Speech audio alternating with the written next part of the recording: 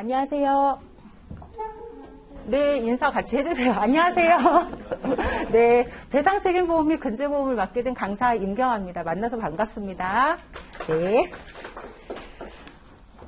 본격적으로 진도를 나가기 전에 배상책임보험이 어떤 과목이고, 그리고 지금 이 시기에 어떻게 공부하는 것이 좀 효율적으로 공부가 가능한지 그런 부분들을 좀 설명을 드리고 진행을 하도록 할게요. 특별한 이변이 없으면 우리가 2차 과목은 8월 초에 시험이 이제 될 것이라고 우리가 그냥 예정을 하는 거잖아요. 그렇게 따져보면 11월부터 지금 이제 7월까지 저하고 만나시게 되면 한 9개월간 공부를 같이 하실 수 있겠더라고요. 물론 정답은 아니에요. 정답은 아닌데 9개월 동안 여러분들이 어떻게 공부하는 것이 좀 더 효율적일까 제가 고민을 하다가 좀 그래도 좀 조언이 될 것 같아서 좀 설명을 드리고 가려고 합니다. 우선 배상책임보험은요. 여러분들께서도 제가 잘못 알고 있는지 모르겠는데 윤석열 강사하고 얘기를 하다 보니까 보험을 전혀 모르시는 분들이 상당히 많다라고 저는 들었거든요. 그렇다고 해서 너무 기본적인 부분들이 없는 부분들을 그런 기준으로 해서 설명을 드리긴 사실 힘들어요. 그 기간이 너무 짧기 때문에.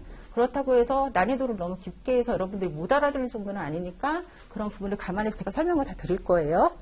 그래서 어쨌든 9개월간 저희가 공부를 하시게 되는데 배상책임보험 상품이 생각보다 상당히 많습니다. 그러니까 우리가 배상책임보험은 여러분들 알고 계시죠? 내가 보험에 가입을 했을 때 내가 다치거나 내 물건이 망가지거나 하는 그런 상품이 아니라 나로 인해서 누군가가 다치거나 죽거나 다른 사람의 물건이 망가졌을 때 법적 책임을 담보해주는 상품이 바로 배상책임보험 상품이에요.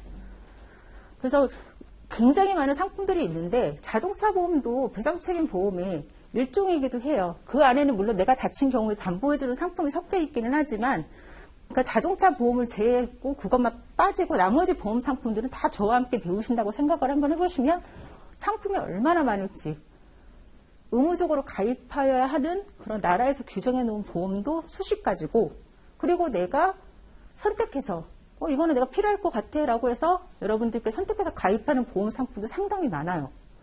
그러니까 공부할 게 정말 많겠죠. 그래서 여러분들께서 잘 따라와 주시면 굉장히 필요한 게 그렇다고 해서 그 많은 상품을 우리가 9개월 동안 대책만 공부하는 것이 아니라 1차부터 시작하게 되면 7과목을 공부를 하셔야 되기 때문에 진짜 중요한 게 뭔지 그리고 시험에 출제 빈도가 높은 것들만 추려서 공부하는 것들이 굉장히 필요하다는 거죠. 그래서 그 부분을 잘 따라와 주시면 되고요. 제가 수업 시간에 중요해요. 반드시 암기하세요라는 부분들은 여러분들께서 그 약속을 지켜주셔야 돼요. 그리고 다 동차를 목적으로 해서 오신 걸 거 아니에요. 나는 이번엔 1차만 붙고 내년에 한 2차 도전해보지 이런 마음으로 공부를 하시면 내년에 붙으라는 보장이 없어요.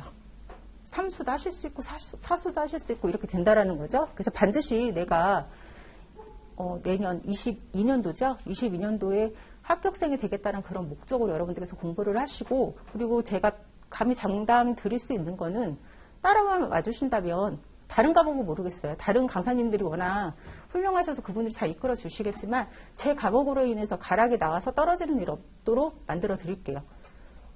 만약에 내가 도저히 이 과목 때문에 안 될 것 같으면 저한테 찾아오세요. 매달리시든지. 그럼 제가 그분 붙들고라도 제가 어떻게 해서든 가르쳐 드릴 테니까 그런 마음으로 여러분들이 공부를 하셨으면 좋겠어요. 그럼 공부를 어떻게 하느냐. 지금 11월이죠. 그리고 12월, 1월, 2월, 3월, 4월, 5월, 6월, 7월이 있어요. 그래서 이때 그건 정답은 아니에요. 사람들마다 사실 지금 주경야독 하시는 분들도 있고 전업으로 아예 이 시험만 공부하시는 분들도 계실 거 아니에요. 그래서 공부량에 따라서 어떻게 공부하시는지 상당히 중요한데 차이가 물론 있고 그리고 개인 역량도 있으니까요. 그렇긴 하지만 일반적인 그런 수준으로 대략 제가 한 5시간 하루에 적어도 공부를 하셨으면 좋겠어요. 일을 하시는 분들이라 할지라도. 퇴근을 제가 잡아보니 한 7시, 8시면 퇴근을 하시고 사실 그게 쉽지는 않아요. 근데 제가 몇 년째 사실 하루에 한 3시간 이상을 자지 않는 그런 생활 패턴을 저도 몇 년을 살아봤는데 나중에 병이 나더라고요. 몸이 망가지긴 하는데 그래봤자 여러분들 1년이잖아요. 1년 한다고 해서 그렇게 한 달 죽지 않아요. 그러니까 1년 동안에 내가 잠을 거의 줄이는 방법밖에 없어요. 직장생활 하시는 분들은. 그리고 전적으로 수험생활만 하시는 분들은 더 열심히 하셔야겠죠. 어떻게 해서든 복 터진 거니까. 그렇게 해서 공부를 하는 패턴으로 가셔야 되고 자, 11월, 12월 달에 우리가 기본 강의가 들어가요. 기본 강의. 기본 강의는 1차는 이미 진행이 됐고 2차는 11월 달부터 들어가죠. 근데 여러분들께서 아셔야 되는 게 중요하고 덜 중요한 그런 차이가 아니라 정말 9개월이라는 이 시간 동안에 7과목을 다 공부를 하셔야 되기 때문에 여러분들이 효율적으로 짜서 공부를 하셔야 된다는 거예요. 1차를 패스하시거나 1차가 면제이신 분들이 있어요. 그런 분들은 지금부터 그냥 2차 하시면 되는 건데 그렇지 않은 분들을 기준으로 설명을 드릴게요. 지금 2차 기본 강의가 들어갔고 이 중에 2차가 4과목이죠. 그리고 1차를 같이 하시게 되면 1차는 우리가 3과목이에요. 근데 3과목에 우리가 계약법이 있고 어법이 있고 순사이론이 있죠. 근데 계약법은 정말 중요해요. 어렵기도 하고 굉장히 공부할 것도 많고 그리고 모든 과목의 기본이에요. 계약법이. 그래서 김석주 강사님이 강의를 해주실 때 여러분들께서 최선을 다해서 공부하실 필요가 합격에서도 중요하지만 나중에 합격 이후에 실무를 하실 때도 계약법이 기본이 되어 있지 않으면 그거는 이제 제대로 일을 하실 수 없는 상태가 되는 거죠. 그래서 계약법을 상당히 열심히 공부를 하셔야 되고 계약법이 어렵게 나오려고 들면 판례를 무진장 많이 넣게 되면 여러분들이 헤맬 수밖에 없을 정도로 어려워요. 어떻게 낼지는 모르겠지만 그래서 계약법을 상당히 열심히 하셔야 되는데 나머지 어법과 순사이론은 좀 죄송한데 좀 뒤로 미루셔도 돼요. 그리고 이때 반드시 2차 공부를 하셔야 돼요. 병행을 하셔서. 근데 기본 강의가 들어가니까 여러분들이 안 하실 수는 없겠지만 이때 하시는 것은 4과목 중에 자보하고 배책의 비중을 높이셔야 돼요. 왜? 산보하고 의학이 쉬워서? 아니요. 산보하고 의학은 여러분들께서 공부를 하시면 아시겠지만 나중에 외울 게 너무 많아요. 머리에 지나는 과목이 산보험이고 의학이에요. 그리고 생각보다 산보나 이런 과목에서 가락이 많이 나와요.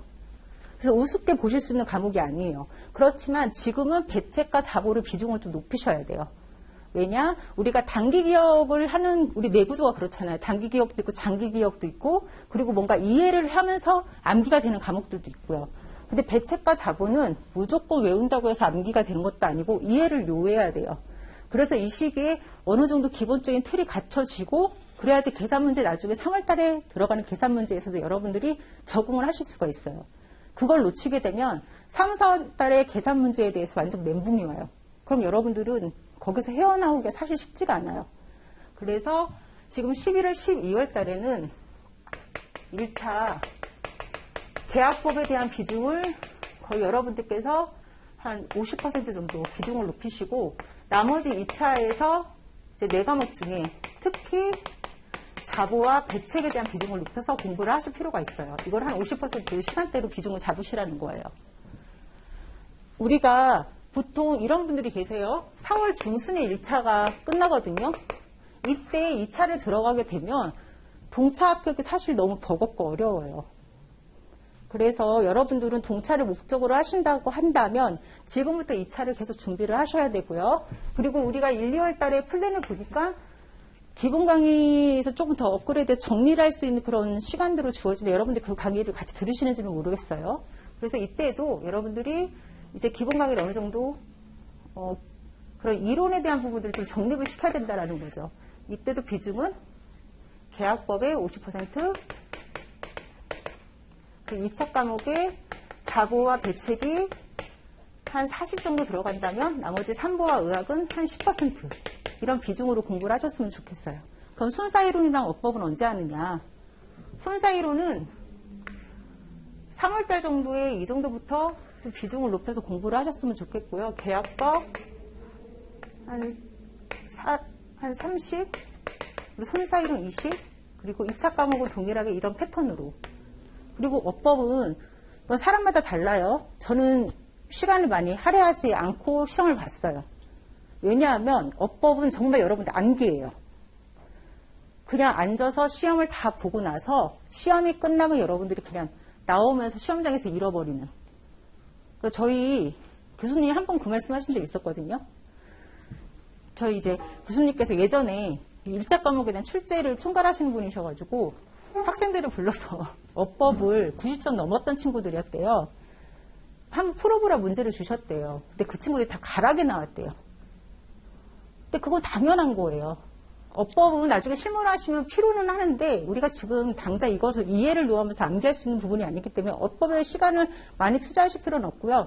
투자를 하시더라도 바짝 외워서 하는 그런 패턴이고, 근데 난 죽어도 암기가 안 되면 그렇게 하시면 안 되고요. 근데 지금 다 젊으시니까 저도 머리 진짜 막 뜯어가면서 울면서 저를 너무 가대평가해가지고 저는 시간의 투자를 어법을 별로 안 해가지고 그래도 점수 잘 나왔거든요. 그러니까 그렇게 해서 여러분들 시간을 좀 전략을 하셨으면 좋겠어요. 그리고 어법은 거의 3월달 말 정도에부터 시작을 하셔서 공부를 하셨으면 좋겠고, 이건 저희 생각이긴 하지만 시간을 그만큼 많이 좀 조율을 하라는 말씀이에요.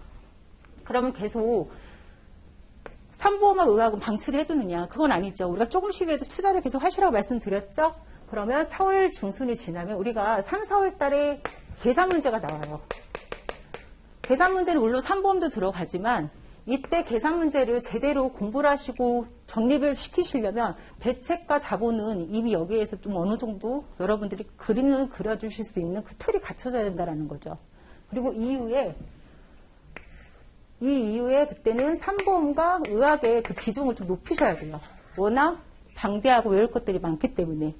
그런데 자보하고 배책도 암기가 많아요. 그렇지만 이해를 요한다고 하면 충분히 그게 암기가 어느 정도 도움이 될 수 있는 그런 부분들인 거고, 얘네들은 집중해서 정말 암기 위주로 해서 해야 되는 부분들도 굉장히 많아요. 그리고 7월달은 스스로 알아서 공부하실 수 있는 시간들을 가지셔야 되겠죠. 마무리 단계이기 때문에 내가 부족한 부분도 채워나가는 거. 그래서 지금 강조드리고 싶은 것은 배책을 잘하기 위해서는 지금부터 결국은 투자를 좀 하셔야 된다. 마무리는 그런 부분들인 거고요. 그리고 배책하고 자보가 좀 일맥상통한 부분들이 많아요. 그러니까 자동차 보험 안에 배상 책임이 있기 때문에 대인 배상하고 대물 배상, 우리 1시간 저번 시간에 강의 들으셨을 때 뭐 그 부분을 좀 배우셨는지 모르겠는데, 그래서 좀 겹치는 부분들 많고 법률상 책임에 대한 부분들도 거의 중첩돼요. 그래서 그때 강의를 잘 들으시면 여기에 도움이 되실 거고, 저하고 강의를 잘 들으시면 자보에서 도움을 받으실 수 있고, 이런 부분들이 있고, 또 삼보험과 의학이 또 매칭되는 부분들이 있고요. 이렇게 해서 여러분들이 그 연결고리를 잘 잡아서 공부를 하시는 게 중요하겠습니다. 배상책임보험은 말씀드렸어요. 과목이 워낙 많다고. 워낙 많기 때문에 여러분들이 그 과목을 다 공부하실 수도 없고, 저도 그 상품이 뭐가 있는지 저도 다 몰라요. 그 정도로 방대해요. 그리고 더더군다나 정말 지약인 게, 우리가 배상책임 외에 또 뭐가 있어요? 근로자 재해라는 부분들이 과목에 따라 있단 말이죠. 저하고 똑같이 배우는 하나의 과목처럼 보이는데 별도의 과목이라고 거의 보시면 됩니다. 그러니까 근로자가 재해를 입어서 결국에 그 재해에 대한 부분들을 담보해주는 상품이어서 배상책임 보험은 맞는데, 법률상에 대한 책임부터 시작해서 계산법부터 시작해서 다 다르다라는 거죠. 그래서 이런 부분들이 마치 한 과목에 두 과목이 있다고 생각하시면 돼요. 그래서 그런 마음으로 공부를 하실 필요가 있고, 그래서 좀 마음을 단단히 좀 잡았으면 좋겠어요. 그래서 암기 반드시 하시고, 제가 필요하다고 체크하는 부분들 하시고, 그리고 저는 답안 쓰는 걸 굉장히 강조드려요.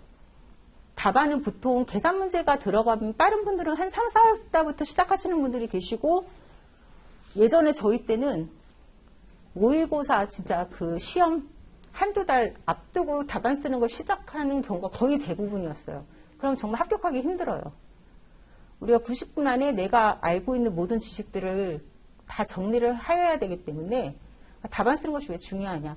혹시 일기나 글짓기, 독후감 써보신 적 있으실 거 아니에요. 처음부터 잘 쓰는 사람도 물론 있죠. 타고난 사람들. 근데 대부분은 훈련이에요. 일기를 계속 써오는 사람들은 계속 잘 쓰는 거고, 글짓기도 계속 써본 사람이 잘 쓰는 거고, 답안도 마찬가지거든요. 답안이 우리가 예전에는 암기할 때 깜지라고 해서 여러분들 깜지 뭐 빽빽이 이런 용어 많이 썼었죠. 연습장에 새카맣게 막 칠하면서. 그렇게 절대 암기하시면 안 되고, 답안 실제 시험처럼 쓰셔야 돼요. 그리고 교재가 나눠지면 거기 교재 안에도 답안 쓰는 방법에 대해서 제가 교재 안에 실었는데, 여러분들이 오늘 법적 책임을 저하고 배우실 거예요. 법률상 책임에 대해서. 그럼 댁에 돌아가셔서 여러분은 무엇을 하셔야 되냐? 가집니다. 그냥 공부를 해서 막 암기하시는 게 아니라 법률상 책임에 대한 그런 부분들을 학원에서 시험지는 파는데요. 그게 부담스러우시면 그냥 밑줄이 그어져 있는, 밑줄 없는 노트 말고요. 스프링캡 밑줄 그어져 있는 그 노트를 이용하셔서 여러분들이 그냥 써보시는 거예요. 어떻게? 실제 시험처럼. 우리가 오늘 민법 제 390조를 배우게 될 건데 여기에 대한 부분들을 이렇게 적으시고 쭉 쓰고 여기 한 줄을 비우고 여기 두 줄을 채우고 한 줄을 비우고 이렇게 쓰는 연습을 계속 하셨으면 좋겠어요. 왜 띄워요? 왜 띄울까요? 우리가 답안지를 이제 서술형 시험이잖아요. 그럼 여러분들께서도 나중에 좀 이해를 하시겠지만 채점을 하다 보면 먼저 시험지를 딱 받는 순간 채점하기 싫은 답안이 있어요. 뭘 썼는지 유무가 중요한 게 아니라 그거는 글씨가 악필이어서 그런 게 아니고 답안 쓰는 우리가 그 틀이라든지 이런 부분들이 굉장히 중요하다는 거예요. 그리고 답안 쓰는 것들 여러분들이 잘 하실 필요가 있는 게 순서가 나중에 되면 여러분들이 사정서라는 것을 쓰거든요. 그럼 사정서가 결국 우리 지금 답안 쓰는 거랑 서술이 거의 비슷해요. 그래서 어떻게 보면 실무 연습을 하신다고 생각을 하시고 그런 부분들을 계속 해주실 필요가 있다라는 거죠. 결국은 채점자를 배려한 부분이에요. 깔끔하게 보이기도 하고 눈의 피로감도 덜하고 그리고 문제는 우리가 화이트나 이런 걸 쓸 수가 없어요. 볼펜을 가지고 시험을 본단 말이죠. 그럼 나는 신나게 썼어요. 근데 가만 보니까 답이 틀려요. 그럼 대량의 오답이 나오면 여러분들이 답안을 바꾸실 수 있는 시간이 여유가 있으면 상관없겠지만 그렇지 못한 확률이 높다라는 거죠. 그럼 여기에 내가 대량의 오타가 나면 두 줄 긋고 여기 여백에 써주시는 거예요. 오타에 대한 부분들. 이렇게 해서 날리고. 그런 부분 때문에 좀 필요하고요. 지금 나중에 책을 보시게 되면 좀 아실 거라 그건 나중에 추후에 또 다시 설명을 드리도록 할게요. 그래서 여러분들은 저하고 공부를 하실 때 지금 기본 강의이기 때문에 제가 중요하다고 말씀드린 것은 반드시 여러분들이 좀 복습을 해주실 필요가 있고 예습은 하실 필요 없어요. 예습하셔도 모르세요. 그래서 예습은 하시지 마시고 교과서는 몇 회독을 합니까? 라고 가끔씩 질문하시는 분들이 있는데요. 읽고 싶은 만큼 읽으세요. 두 번 읽고 싶으면 두 번 읽으시고 세 번 읽고 싶으면 세 번 읽으시고 마음대로 하시면 돼요. 왜냐하면 내가 굳이 정독을 여러 번 안 해도 빠르신 분들이 있는데 그거를 규정지어서 그렇게 말씀드리고 싶지는 않고요. 대신 강의는 한 번 듣는 거랑 또 두 번 듣는 거랑 다르실 거예요. 그래서 한 번 들으시고 만약에 댁에 돌아가셔서 여유가 되신다면 빨리 1.5배속으로 하셔가지고 시간을 좀 절약하는 마음으로 해서 그냥 수시로 들으세요. 그렇게 해서 공부를 하셨으면 좋겠어요. 그리고 당부드리는 건 모르는 거는 넘어가시면 안 돼요. 저 누군지도 몰라요. 질문하셔도 아이들이 다 올라와서. 그러니까 저는 귀찮아도 상관없으니까 모르시는 거 무조건 질문을 하셔야 돼요. 아는 것처럼 넘어가시면 안 됩니다. 그리고 나중에 딴소리 하시거든요. 모르는데도 그냥 당신이 생각하는 그게 제대로 알고 있는지 없는지에 대한 부분들을 꼼꼼하신 분들은 제가 이해한 게 맞습니다라고 하면서 꼭 질문하시는 분들이 계시거든요. 그렇게 알차게 공부하시고 저를 많이 활용하시라는 거예요. 아셨죠? 네. 어쨌든 설명을 열심히 드리긴 했는데요. 공부하면서 제가 여러분들께 또 도움이 될 수 있는 얘기들이 있다면 전해드릴 거고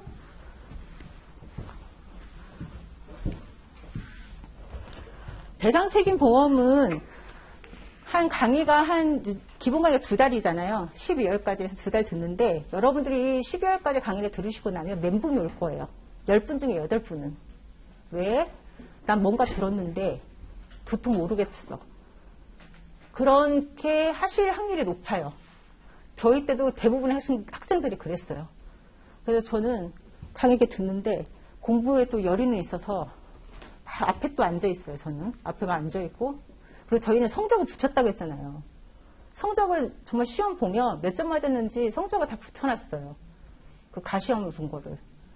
그래서 이제 앞에 나와서 막 이제 앉아가지고 공부를 하는데 정말 배상책임을 공부를 하는데 저는 그때 노무사님이었거든요. 저희 강사님이. 근데 그분이 얘기하는 게 좀 표현이 그렇지만 도대체 저 인간은 뭐라고 떠드는 건가 그 생각이 막 들을 정도로 정말 무슨 말인지 이해가 하나도 안 됐었거든요. 근데 나중에 보니까 합격은 하더라고요. 그러니까 제가 그렇게 잘나서 그런 게 아니라 처음에 어느 정도 그냥 기본적인 틀만 조금 갖추시면 돼요. 2달 동안 그 모든 것들을 다 여러분들이 습득하실 수는 없어요. 그럼 언제 폭발적으로 여러분들이 성장하느냐. 계산 문제를 하시면서 살이 막 붙어요. 그때. 왜 아이들 처음에 말 배울 때 어눌하게 막 이렇게 하다가 어느 순간 폭발적으로 막 말이 막 늘어나는 그런 순간이 있는 것처럼 똑같아요. 그러니까 그때까지 여러분들이 참고 인내하시면서 따라오시면 되는 거예요. 그것만 당부드릴게요. 아셨죠? 자, 프린트물 다 받으셨나요? 프린트물 받으셨죠? 우리 목차를 잠깐 보도록 할까요? 목차를 보시게 되면 오늘 저와 함께 배우실 부분은 배상 책임의 총론에서 법리적인 부분들을 공부를 하실 거예요. 배상 책임 보험이 제가 뭐라고 말씀드렸죠? 법적 책임을 지는 부분들을 담보로 해주는 거기 때문에 결국에는 가장 기본이 되는 것이 피보험자, 즉 가해자가 어떤 책임이 생기는지에 대한 부분들을 여러분들이 아시는 게 가장 중요해요. 그래서 첫 번째로 우리가 법리에 대한 부분들, 그래서 민법 몇 조 외우셔야 되겠죠. 그래서 그러한 부분들을 공부를 오늘 할 거고요. 그리고 또 한 장을 또 넘기시면 앞부분은 오늘 좀 배우시는 걸 그냥 이론적인 부분들이 사실 많아요. 그래서 오늘 대략적으로 저희 생각은 95페이지까지 나가려고 작정을 하고 왔는데 만약에 뭐 더 빨리 혹시 시간 안에 일찍 끝날 수 있다면 여러분들 첫날이니까 빨리 끝내드리고 안 되면 이거 다 하고 가셔야죠. 그래서 열심히 할 거고요. 그리고 한 장을 또 넘기시면 우리가 손해배상에 대한 부분들이 나와서 도대체 손해액을 산정할 때 어떤 부분이냐 깊게는 못 들어가요. 여러분들이 아는 게 없기 때문에. 그래서 기본적인 그러한 부분들을 좀 짧게 다뤄보도록 할 거고 우리가 한 다음 주 중간부터 그러니까 거의 그리고 3주차 그때부터 보험 상품을 이제 본격적으로 들어가게 될 겁니다. 그래서 보험 상품을 우리가 먼저 임의보험부터 막 배우기 시작하고 그 다음 임의보험이 지나가면 나라에서 무조건 가입해라 라고 하는 그런 의무보험을 배우도록 할 거예요. 그리고 이 모든 것들이 끝나면 마지막으로 근로자가 재해를 입었을 때 담보되는 그런 상품들을 우리가 배우게 될 겁니다. 그리고 저는 지금 제 계획은 마지막 주에 시간을 조금 할애를 해서 계산 문제를 여러분들이 한두 문제 정도는 풀고 마무리를 지을까 생각을 하고 있어요. 그래서 좀 피곤하실 거라는 건 아는데 졸지 마시고 졸리시면 밖에 나갔다 오세요. 뭐라고 안 할 테니까. 졸지 마시고 좀 강의를 열심히 좀 들으셨으면 좋겠어요. 아셨죠? 그리고 참 여기 서 있는 사람한테 봤을 때 여러분의 눈빛을 보면 알거든요. 알아들었나? 못 알아들었나? 그런 눈빛을 딱 보면 알기 때문에 제가 여러분들의 눈빛을 보고 뭔가가 좀 덜 전달이 된 것 같으면 다시 한번 설명을 드리는데 혹시 제가 그렇게 캐치를 못하는 부분이 있을 수도 있잖아요. 그러면 여러분들은 수업 시간에 질문을 하거나 그렇게 하지 마시고 쉬는 시간에 저한테 살짝 와서 질문을 해주시거나 아니면 설명을 한 번 더 해주세요 라고 말씀을 해주시면 그렇게 진행하도록 할게요. 네, 제가 혹시 말이 너무 빠른가요? 괜찮아요? 네. 자, 이제 교재 우리가 26페이지 들어가도록 할 거예요. 제가 그림을 하나 그려볼게요. 이 그림을 좀 기억을 한번 해보세요. 그림을 제가 잘 못 그려서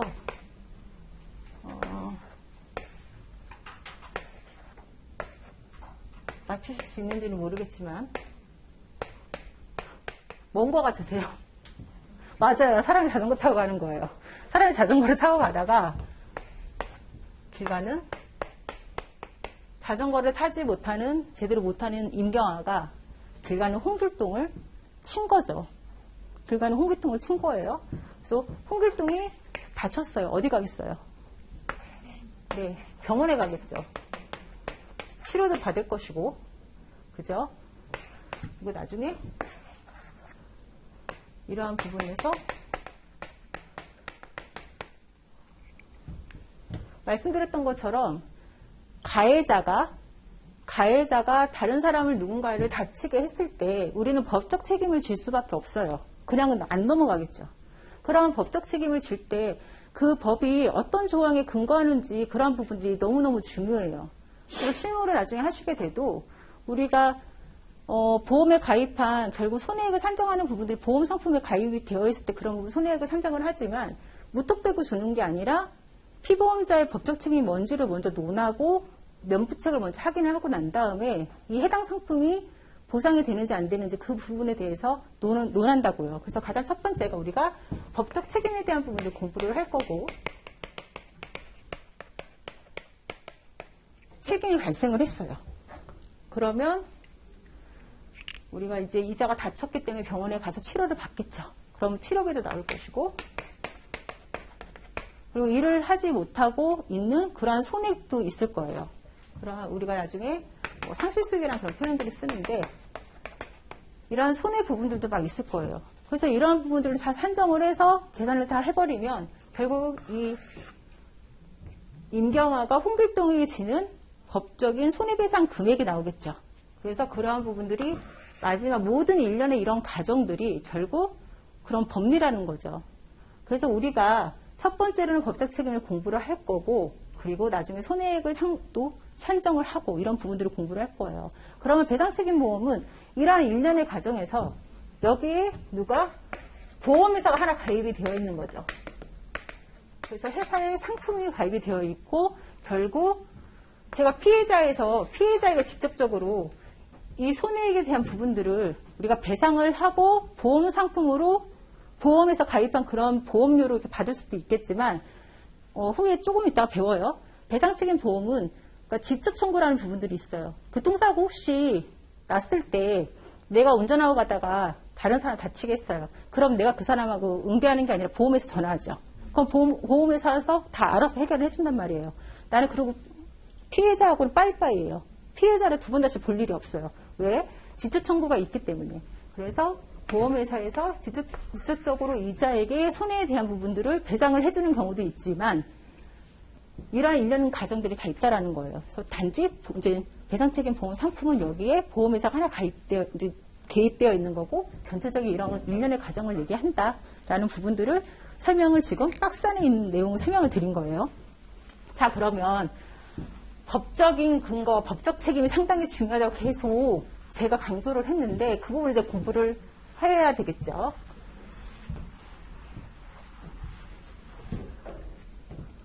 우리가 배상책임 보험 상품에서 법적 책임은 물론 여러 가지가 있어요. 후에 우리가 의무보험 배울 때도 특별한 그런 법들이 있는데, 그건 차후에 이제 공부를 하시면 되고요. 가장 기본적으로 여러분들께서 기억을 하셔야 될 게 민법 제 390조예요. 민법 제 390조. 박스 안에 있는 내용을 여러분들이 암기를 하셔야 됩니다. 민법 제 390조는요, 우리가 보통 채무불이행 책임이라는 그렇게 표현을 해요. 채무불이행 책임.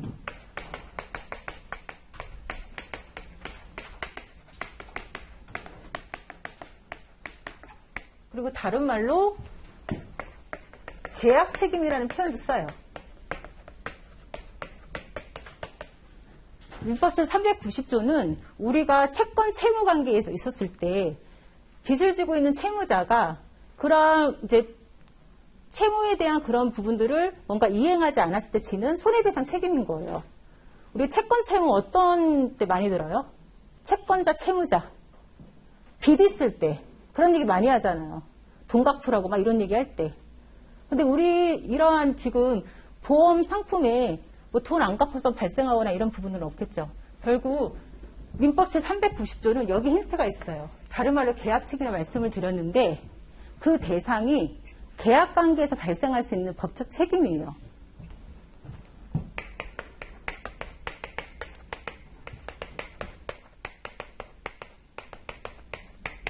어떤 계약 책임을 얘기하는 걸까요?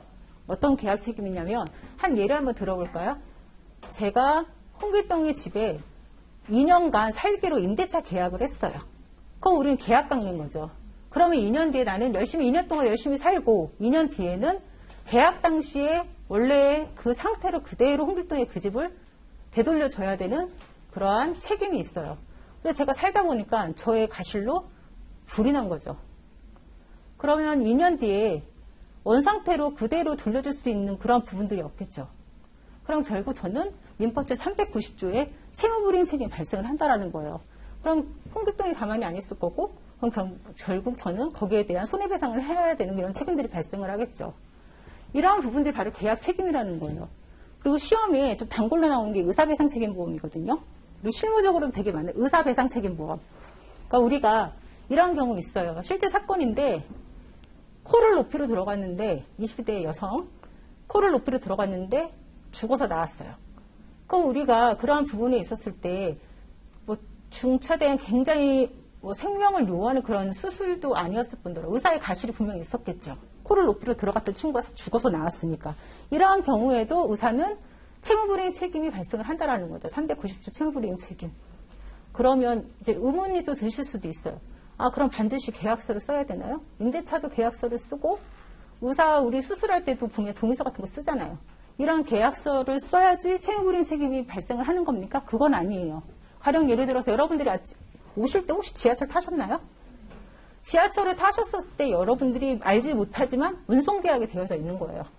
그리고 내가 택시를 타고 가다가 내가 강남에서 택시를 타고 종도에 있는 이페스 코리아로 가주세요라고 얘기를 했는데 중간에 사고가 발생을 한 거죠. 그래서 난 여기 도착을 못했어요. 그러면 기사님은 저한테 채무불이행 책임이 존재를 한다라는 거예요. 그래서 이러한 채무불이행 책임은 계약에서 발생하는 책임이기 때문에 결국 계약 관계에서 발생할 수 있는 그런 책임이다. 그러면 요건 한번 볼게요. 요건. 채무불이행 책임이 무조건 계약 관계에서 모두 다 이루어지는 게 아니라 결국은 채무가 존재를 해야 된다는 거예요. 첫 번째 요건이 채무가 있어야 돼요. 그리고 두 번째, 이 채무를 이행하지 못한 부분에 있어서 고의 가실이 존재를 해야 된다는 거죠.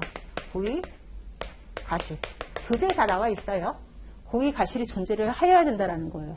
나는 이행하고 싶었는데 채권자 쪽에서 오히려 가실이 있어서 그렇게 못하는 경우도 있겠죠. 그럼 결국에 채무불이행 책임이 존재를 하지 않는다.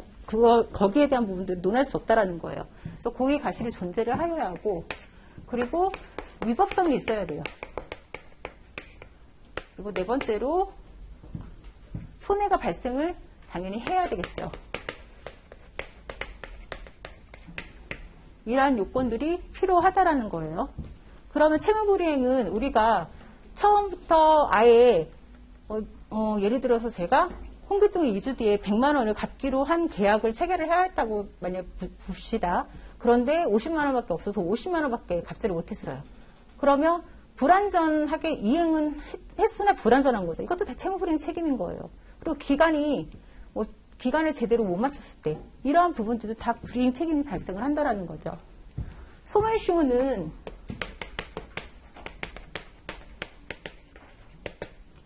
우리가 10년으로 보고 있어요. 소멸시효는 10년으로 보고 있는데 만약에 둘 중에 한 명이 상인인 경우에 우리가 상사채권이 이거는 일반 채권이 10년인 거고 상사채권이라고 해서 5년을 적용을 시키는데요. 여러분들께서 그냥 10년만 기억을 하고 계시고요.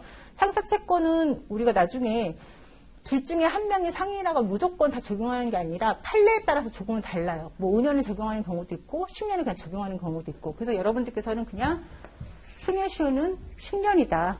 우리가 그런 권리를 행사할 수 있는 그러한 기점으로 기산을 해서 10년이라고 보시면 됩니다. 자, 그러면 우리가 이 부분에 대해서 민법 제390조를 공부를 했는데 여기에 어떻게 보면 비슷하지만 대응되는 부분일 수도 있고 굉장히 중요한 또 법률이 하나 있어요. 그건 바로 민법 제750조 불법의 행위 책임.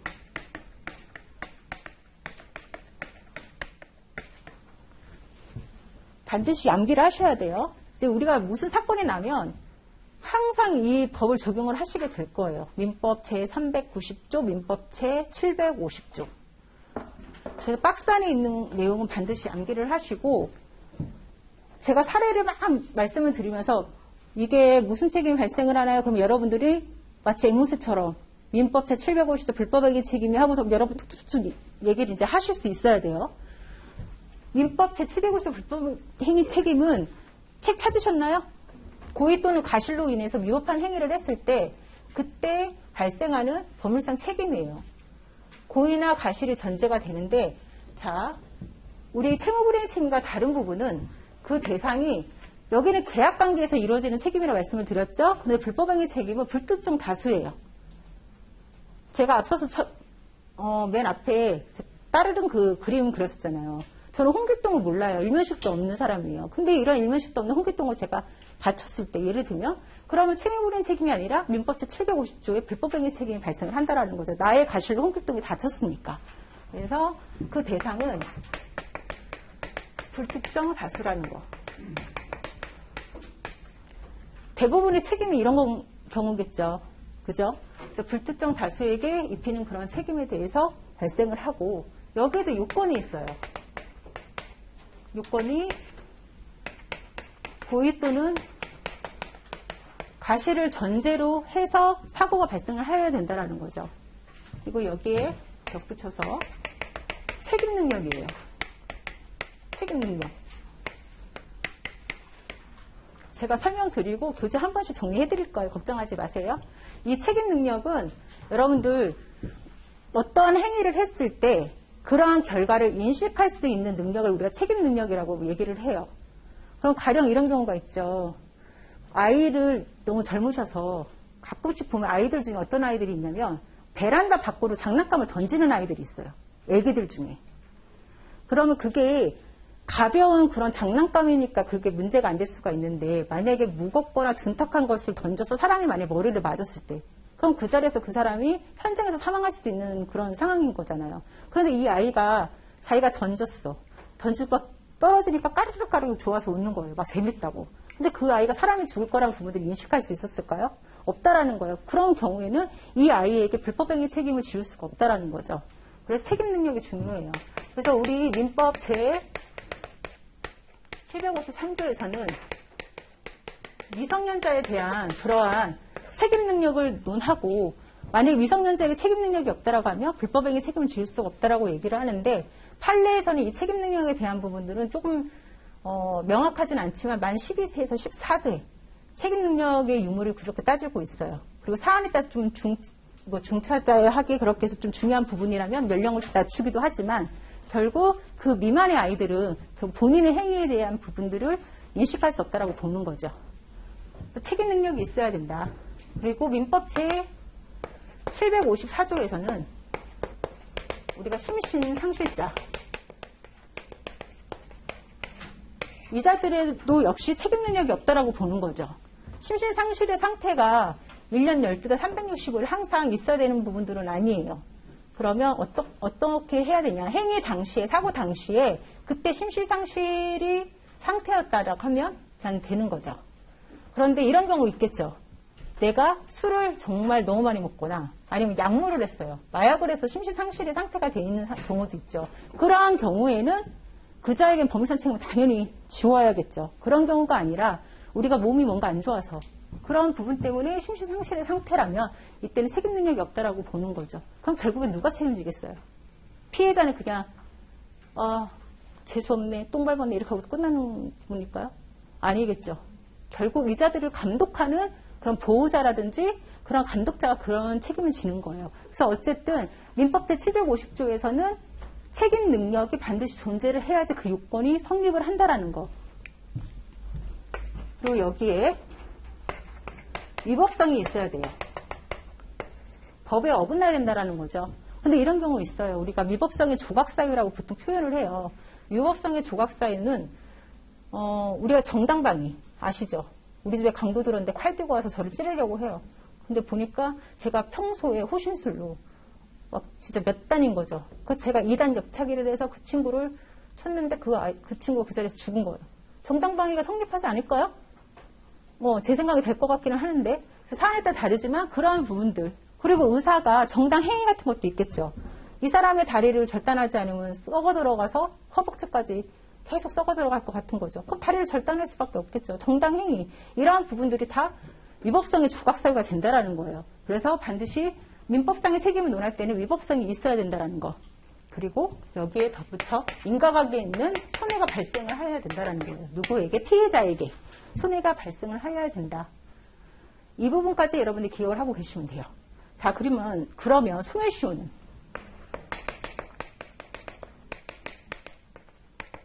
소멸시효는 조금 달라요. 채무불이행 책임과. 지금 민법 불법행위 책임의 소멸시효는 우리가 가해자를 알고 손해액을 알았을 때 그 기산을 해서 3년, 불법행위를 한 날로부터 10년 이렇게 적용을 해요. 이러한 경우가 있겠죠. 2010년에 10년 3월 1일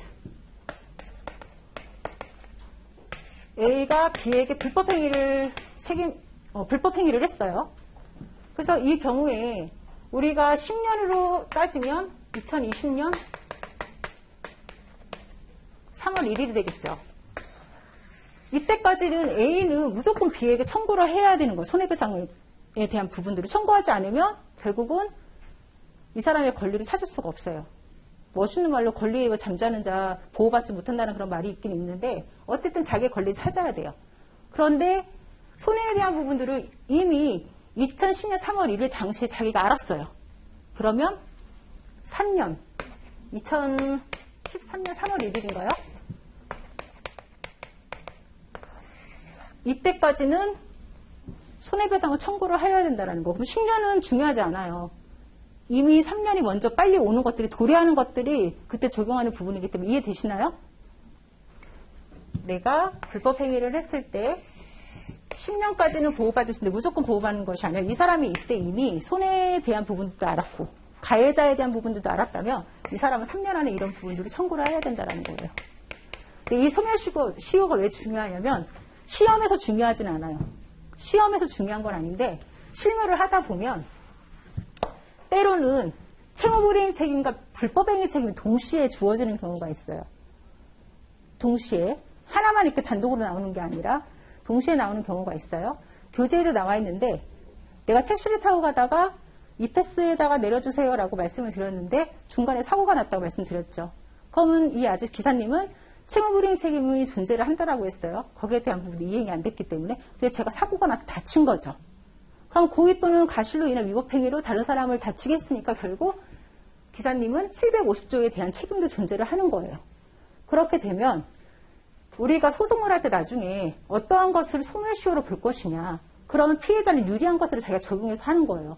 딱 봤더니 나는 불법행위 책임에 대해서 이미 3년이 지나서 더 이상 청구를 할 수 없는 상황이 만들어져요.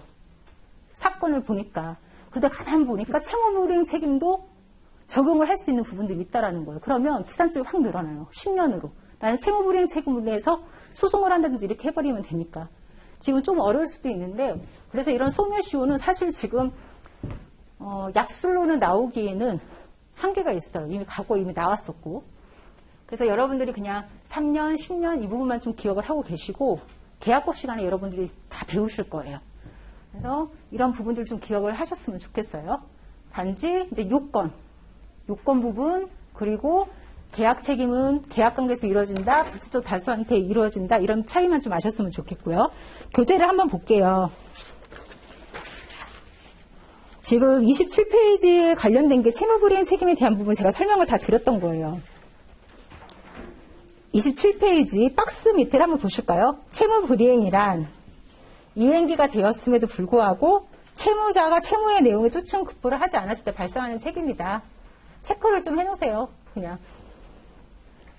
외우라는 건 아니에요. 이해하시라는 거지. 이러한 책임이다. 그래서 결국 요건은 좀 여러분들이 기억을 하고 계시고요. 채무불이행은 우리가 완전히 이행을 못한 것도 채무불이행이지만 불완전하게 이행을 하지 못했던 부분들도 채무불이행이라는 거. 이 부분 설명드렸고 정리를 할게요. 한 장으로 넘기시면. 그래서 우리가 계약상 채무불이행을 담보한 대표적인 보험 상품이 있는데 뭐냐? 임차자 배상책임보험. 제가 아까 2년 뒤에 살다가 원상환 복구 시켜주고 나와야 된다고 했죠. 이런 부분들을 담보해주는 보험 상품들이에요. 그리고 보세 창급자 배상책임보험. 우리가 물건을 맡겨요. 물건을 맡기면 잘 관리했다가 보관비를 받았으니까 원래대로 돌려줘야 되겠죠. 이러한 부분들을 담보해주는 상품이죠. 그런데 우리는 우리 시험하고는 해당 사항이 없죠. 사람이 다친 사고가 아니기 때문에. 그렇지만 의사 전문직이라든지 이런 부분들은 신체 손해하고 다 관련된 부분이니까 우리가 해당 사항이 있는 상품인 거고 후에 다 열심히 배우도록 할 거예요. 미증 책임에 대한 부분들을 말씀드렸어요. 여러분들 한 10년에 대한 부분들만 기억을 하고 계시라고요. 그리고 불법행위 책임은 박스 안에 있는 내용, 그리고 채무불이행 책임도 마찬가지로 암기하세요. 박스는. 왜 암기를 하시냐면 필요도 하지만 나중에 답안 적을 때 아는 채는 해야 될 거 아니에요. 민법 제750조 고의과실로 인한 위법행위로 손해배상 책임을 진다. 이런 부분은 여러분들이 그래도 내가 알고 있다는 정도로 뭔가 어필은 해야 되니까 이런 부분을 암기하시라는 거예요. 한 장을 넘기시고요. 손해배상의 요건 말씀드렸어요. 고의 또는 과실이 존재를 하여야 하고 그리고 책임 능력이 존재를 하여야 한다고 말씀을 드렸고요. 자, 키워드는 제가 다 설명을 드렸기 때문에 여러분들께서 읽어보시면 충분히 다 이해하실 수 있는 내용이에요. 그리고 한 장을 또 넘기시면 위법성이 있을 것, 중간에 위법성이 있을 것 찾으셨죠? 위법성의 조각 사유는 정당방위, 정당행위, 그리고 자기구제 여러 가지가 있는데 시험에는 거의 안 나오니까 한 번씩 읽어보세요. 그냥 이해만 하실 수 있어요. 그냥 기본적으로 보시면 읽으면 이해되시는 부분이니까. 자, 그리고 인과관계에 있는 손해가 발생할 것. 가로 4번 찾으셨죠? 네. 인과관계에 있는 손해가 발생을 하는데 우리는 민법상의 손해배상 책임에 대한 부분들을 손해의 3분설로 나눠요. 적극적, 소극적, 정신적. 우리가 다음 시간에 배울 것 같아요. 그때 자세하게 설명을 드릴 거라 얘는 지금 대충 하고 넘길게요. 그래서 적극적 손해를 쉽게 얘기하면 내 주머니에서 돈이 나가는 거예요. 우리 병원 가면 돈 내야 되잖아요. 치료비. 그리고 내가 거동도 못해요. 날 도와주실 수 있는 간병이라도 써야 되겠죠. 이런 간병비. 그리고 내 주머니에서 당장 지출되는 금액이 적극적 손해라고 보시면 되고요. 소극적 손해는 내 주머니로 들어와야 되는데 안 들어오는 거예요. 내가 사고 나서 병원에 입원했더니 일을 못하니까 급여가 안 나와요. 그리고 내가 치료받아서 완치가 되면 상관이 없는데 내 몸의 일부에 장애가 생겼어요. 그럼 장애에 대한 부분들. 여러분들 팔이 잘리거나 다리가 잘리거나만 이것만 장애가 아니에요. 나중에 실무를 하시게 되면 몸이 살짝 불편하고 뭔가가 있어도 장애를 다 인정을 받을 수가 있어요. 그래서 이런 부분들에 대해서 손해액을 다 산정을 해줘야 되겠죠. 그럼 이런 부분들이 바로 소극적 손해라는 거죠. 정신적 손해는 여러분 잘 알고 계시죠. 위자료예요. 그래서 이러한 부분들로 나눠서 계산을 한다. 또 지급을 한다. 이 정도만 기억을 하고 계시면 되겠습니다. 한 장을 넘기시면 이제 공통점과 차이점을 설명을 드릴게요. 여기 공통점과 차이점을 설명을 좀 드리고 여러분들 힘드시니까 조금만 더 쉬도록 할게요. 공통점과 차이점을 보시게 되면 공통점은 고의 또는 과실이라는 위법행위가 존재를 해야 되는 부분들은 동일해요. 채무관계에서도 고의 또는 과실로 인해서 채무를 이행하지 못한 그러한 부분들이 있어야 된다는 거예요. 이런 부분도 공통적이죠. 손해배상의 범위는 우리가 통상적인 손해만을 보상을 해요. 근데 잠깐 올해죠. 올해 실제 문제, 기출문제 어떤 게 나왔냐면 약술로 나온 게 아니라 설명을 하라는 부분들이 나왔었어요. 이런 이제 통상손해와 특별손해에 대한 부분들. 대놓고 나온 게 아니라 피해자가 사고가 났어요. 사고가 나서 근데 이 친구가 해외에서 공부를 유학을 가려고 다 준비를 해놓은 상태였다라는 거죠. 그래서 이러한 경우 그래서 본인은 억울한 거예요. 내가 이번 사고로 인해서 유학을 가지 못했으니까 거기에 대한 손실이 분명히 있었을 거죠. 그래서 그런 부분들을 청구를 하려고 하는데 이게 가능한가 타당한가 그런 문제가 나왔어요. 그럼 거기에 내가 논리적으로 여러분들이 생각을 쓰셔야 되는 거예요. 우리가 일반적인 통상적인 손해에 대한 부분만 보상을 하고 그런 부분들은 특별손해라고 하는 것인데 특별손해는 사고 당시에 가해자가 알았거나 알 수도 있었을 경우에 한해서만 보상을 한다라는 거죠. 실제 판례에 의대생이 사망을 한 거예요. 그래서 이제 보호자 쪽에서는 억울하겠죠. 우리 아들이 의사가 되면 한 달에 얼마를 벌 수 있고 이런 부분인데 학생이었고 그럼 무직자잖아요. 무직자에 대한 부분들을 그렇게 해서 손해액을 산정해서 지급을 하니까 억울해서 그런 부분들을 청구를 했어요. 근데 그 사안은 패소를 했어요. 왜냐하면 반드시 의대생이라고 해서 의사 고시를 다 패스할 수 있는 부분들도 아니고 그렇긴 한데 그 부분은 좀 사안에 따라 달아서 그게 무조건 그렇다라고 볼 수는 없지만 어쨌든 그 판례는 패소를 했었어요. 그래서 결국 통상적인 손해만 인정이 되고 특별 손해는 예외적으로 알았거나 알 수 있었을 때 한해서만 지급이 된다. 이런 정도만 기억을 하고 계시면 되겠습니다. 그리고 과실에 대한 부분들 당연히 상계를 하겠죠. 피해자의 손해액이 1,000만 원인데 나의 과실은 50%고 피해자 본인 과실이 50%면 1,000만 원 절대 안 주죠. 500만 원만 줄 거라는 거예요. 그래서 과실에 대한 부분들은 반드시 상계를 하고 우리가 이제 대의라는 부분들은 이 부분도 나중에 계약법 시간에 좀 여러분들께서 정확히 배우실 텐데 배상 책임 보험 이런 부분이 있어요. 아까 그 따르는 그림 생각을 해보시면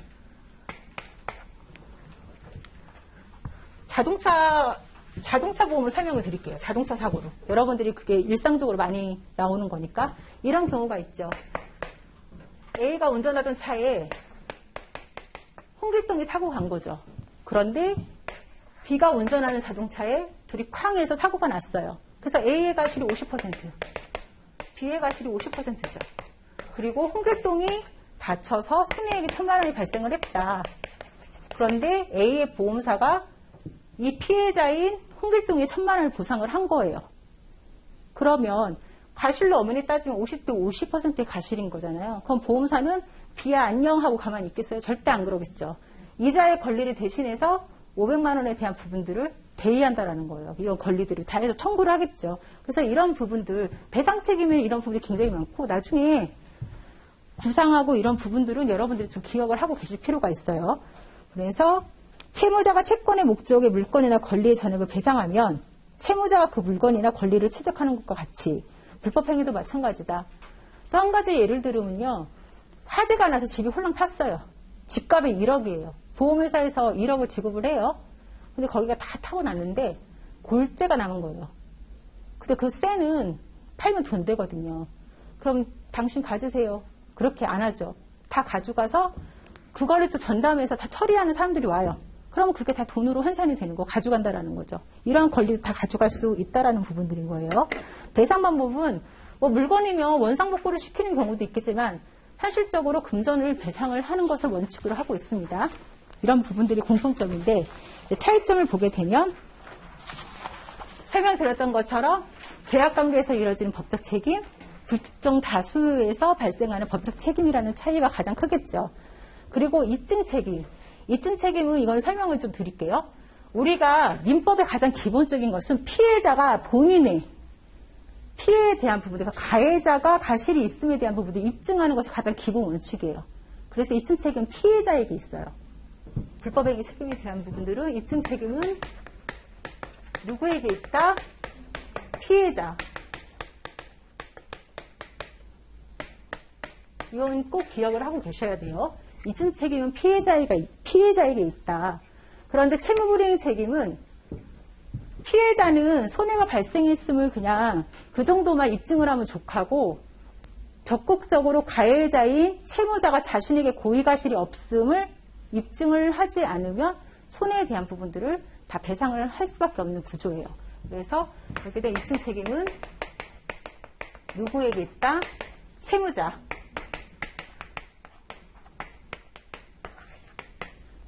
이 차이가 크죠. 그래서 입증 책임에 대한 부분들, 이 부분을 좀 체크를 하고 계시고요. 수면시에는 말씀을 드렸어요.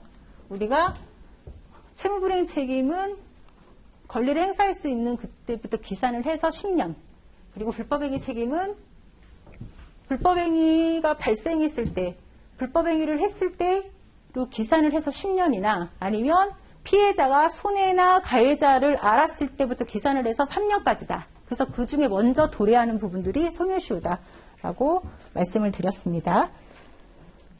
그리고 가로 4번에 태아의 권리 능력 찾으셨나요? 태아의 권리 능력? 이것도 학설이 좀 있어요.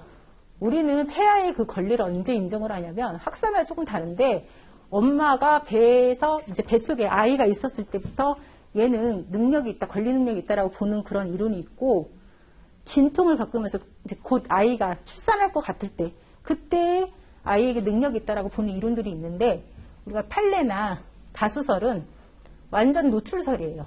엄마 뱃속에서 뿅 하고 나왔을 때부터 아이가 능력이 있다라고 인정을 하는 게 이게 판례 이론인데 우리가 예외적으로 그 태아의 권리를 인정해주는 부분들이 있어요. 그게 뭐냐면 불법행위 책임 그리고 상속에서 대습 상속. 나중에 상속은 상당히 중요해요. 왜냐하면 배상 책임, 자동차 보험 그리고 산보험에서 다 나올 수 있는 그 문제가 상속 문제이기 때문에 상속은 제가 더 자세하게 다음에 다뤄드릴 거예요. 그래서 태아는 그러한 부분에 있어서 권리가 있다라고 인정을 하는 거죠. 그래서 엄마의 뱃속에서 아이가 있었는데 약물을 잘못해서 아이가 사산이 된 거예요. 그러한 부분들에 있었을 때 아이에 대한 부분들 손해배상을 청구할 수가 있어요. 그리고 이런 경우가 있죠. 우리가 직계 가족이 사망을 하거나 이제 다치거나 이러면 나머지 가족들이 위자료를 청구를 할 수가 있거든요. 그래서 엄마가 임신을 하고 있었을 때 아빠가 사고로 사망을 한 거예요. 그럼 엄마는 본인의 정신적인 충격에 대한 위자료를 청구할 수 있고, 그럼 아이도 그러한 부분들을 청구할 수 있는데, 지금 뱃속에 있을 땐 청구하는 게 아니라 얘의 능력은 어느 정도 인정을 하지만 뱃속에서 뿅 하고 또 태어나면 나 뱃속에 있었을 때 스트레스 엄청 컸어. 손해배상 주세요. 하고서 이렇게 청구를 할 수 있다라는 거예요. 이러한 능력들을 인정을 하고 있고, 상속에 대한 부분 잠깐 설명드리면, 이러한 경우 있죠. 엄마가 뱃속에서 아이를 임신하고 있었을 때 이 아이가 상속권자가 되느냐 안 되느냐. 여러분들 그런 거 생각해 보신 적 있으세요?